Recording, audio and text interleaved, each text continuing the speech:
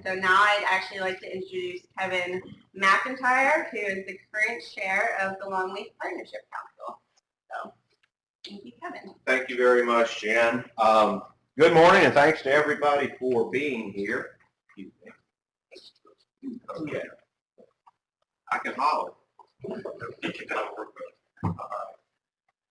Appreciate everybody being here. It's great to see a lot of old friends as well as some new faces. First of all, I'd like to express our appreciation to folks at Tall Timbers for hosting the meeting. Can't really think of a more appropriate place to gather and talk about fire, given the long and rich history of this organization with prescribed fire and fire ecology. I'd also like to thank Jen, the Surpass Group, and the Conference Steering Committee for pulling the meeting together here. I'm from the Jones Ecological Research Center up the road about an hour and a half, but I'm here today representing the Longleaf Partnership Council, which coordinates activities in support of the America's Longleaf Restoration Initiative.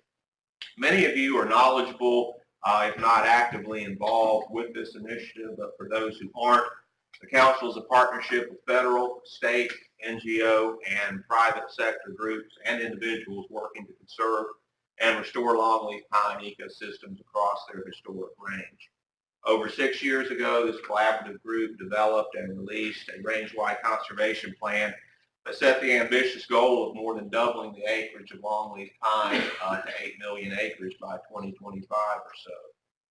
And at the risk of stating the obvious to a group that's very familiar with longleaf pine, if we're going to double the acreage of longleaf pine, we need to double the acreage of fire.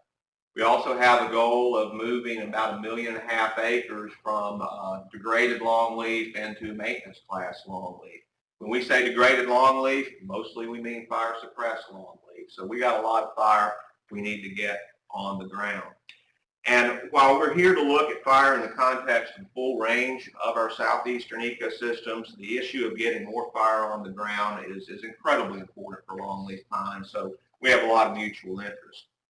And as Jennifer mentioned, one of the catalysts for this workshop came from a meeting of Partnership Council folks about 1.5 years ago or so in Atlanta.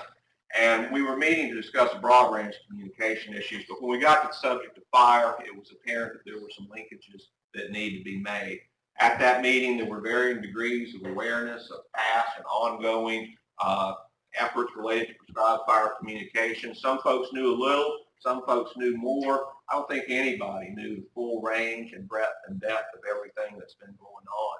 So many groups are doing or have done really great work. The Southern Fire Exchange, One Message, Many Voices, the Coalition of Prescribed Fire Councils, the individual state fire councils, the Surpass Group, the Gulf Coast, East Gulf Coastal Plain Joint Ventures Prescribed Fire Communication Strategy. The list goes on, and I apologize to anybody that I may have left off that list.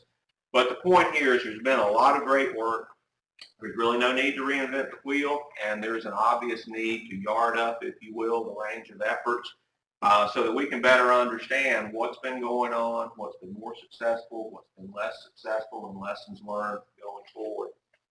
So that's what I see really as the main purpose of the workshop over the next couple of days.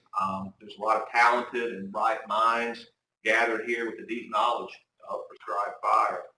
And while the longleaf efforts are directed at both public and private lands, the focus of our talks here the next few days is on private lands. And there's no doubt that communication is critical to cultivating the private sector's interest and desire for prescribed fire. We all know that. Indeed, we are selling prescribed fire, and the private landowner is our customer. And while it's appropriate to focus our discussions on, again, the critical role that communication plays, I'd like to challenge the group to think a little bit more broadly and perhaps a little further down the road. Once we sell something, we need to be able to provide it.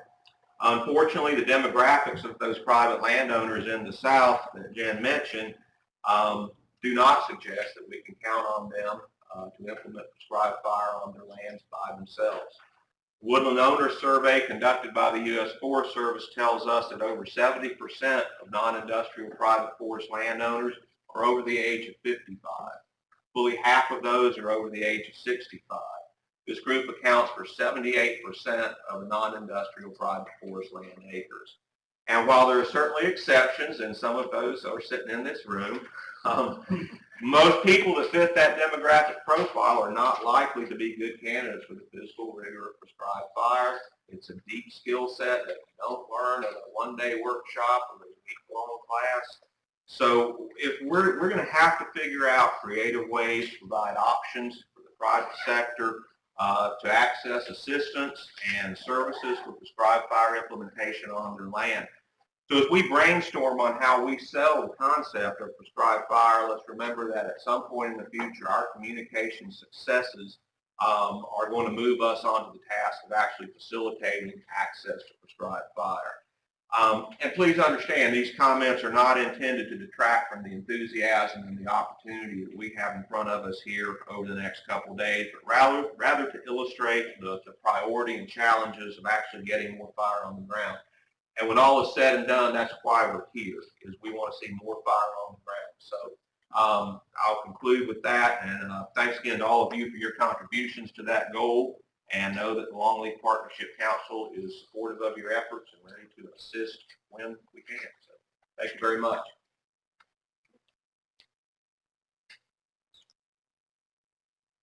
And I'm supposed to introduce Lane Green. I forgot. I apologize. Lane is the former director of Tall Timbers, had a long and productive career here. And Lane? Thank